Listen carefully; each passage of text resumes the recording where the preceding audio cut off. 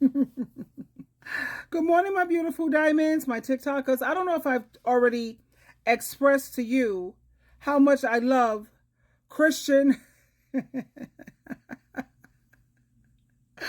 Christian Walker. He is so beautiful, and the way he elevates women and help women to understand their worth, because you have a lot of women who were not raised with fathers in the home, or they didn't have uncles or, male influences.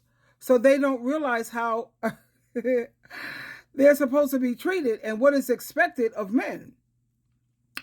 But if you hang out with Christian Walker long enough, honey, he will definitely show you what your requirements should be. Let me share him with you. I love him so much.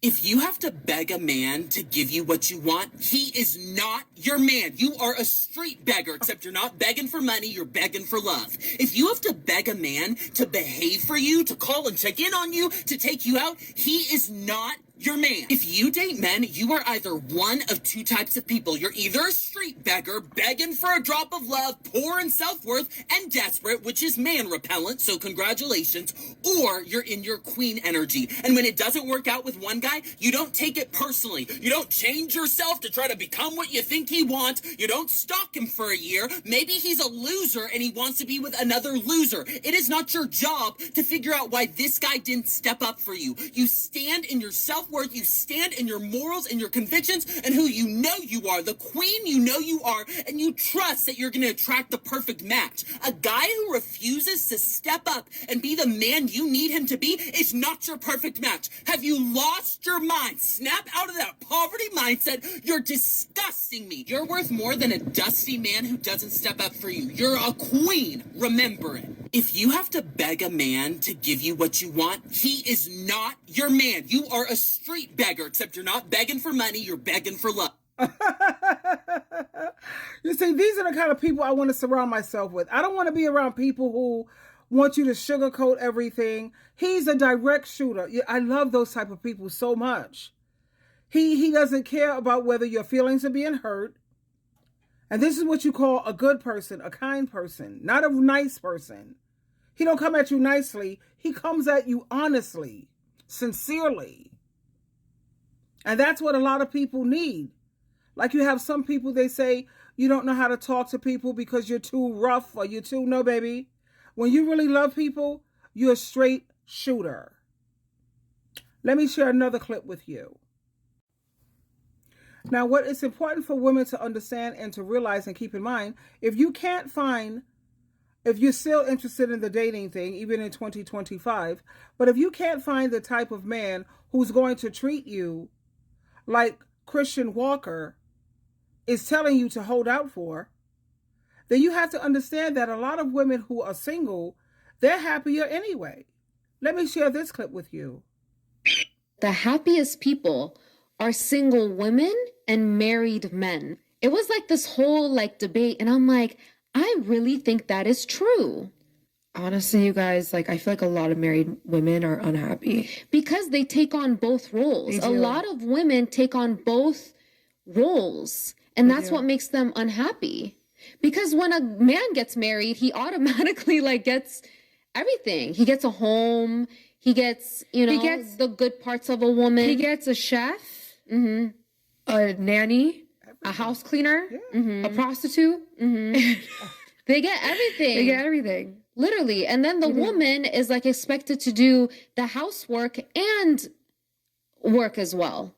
Honestly, I don't want to say a lot of women enable it, but it's you got it. I think Share 7 says something really well. She's just don't do it for a week. The happiest people are single women and married men. It was this whole... I have to agree with the second young lady. A lot of wives are enabling that. Why are you doing all the cooking, all the cleaning, all the housework, and working a job and paying bit? Why are you doing that, baby?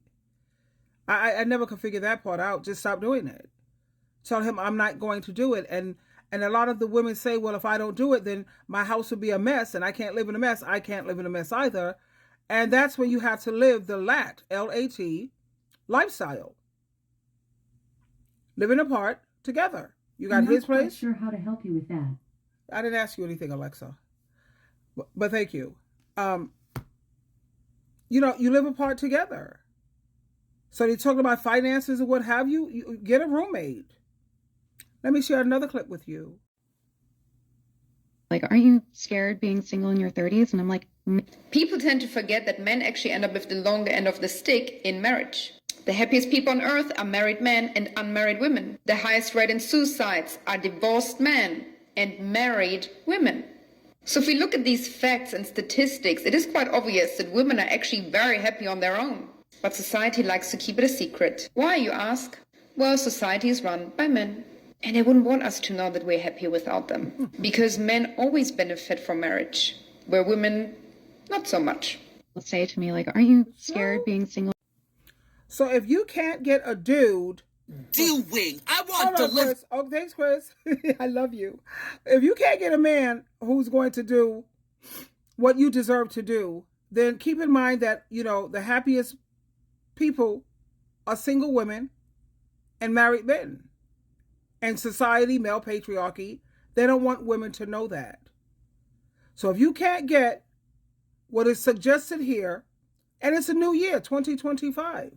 Come on, Christian, bring us into 2025, sweetie. Your New Year's gonna be determined by how badass you want to be. Who are you gonna be this year? Not what you said. Oh, you've been saying you're gonna work on that dream. You've been saying you're gonna leave that guy behind and move on. What are you doing? I want deliverables, because a lot of y'all have been worth more than the actions you've been putting out. It's been pathetic on your end. A lot of y'all are worth more than the treatment you've been allowing yourself to receive. So what are we doing about it this year? I want things. My word of the year this year is attack.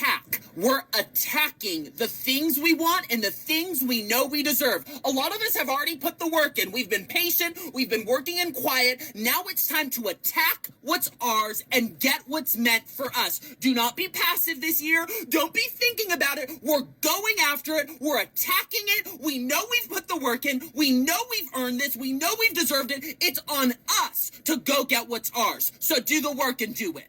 Your New Year's going to be determined by how bad... Do you love that energy? Those are the type of people I love to surround myself around. I don't like mousy, passive, apathetic people who have no, you know, like a love of life. You have some people who are so laid back. I don't really like particularly laid back people because they're boring. They're boring. But I don't like people who are overly energetic because that's like cuckoo crazy. I love this man's level of energy. And then every time you look at his content, you're always learning something. He's always teaching you something. Anyway, I got to run. Got to head out to the office. I'm looking at the time up here. Anyway, I wanted to share that with you. Know your worth, know your value. And if you do decide to stay single, just remember this. Remember this. Who is marriage good for? Who's it serving more, men or women? Now, men. Because I was thinking, if we pressed a button and the marriage stats went backwards in time, i.e. more people got married and they gave birth within marriages, would that be better for men or women? It would be better for men. Why?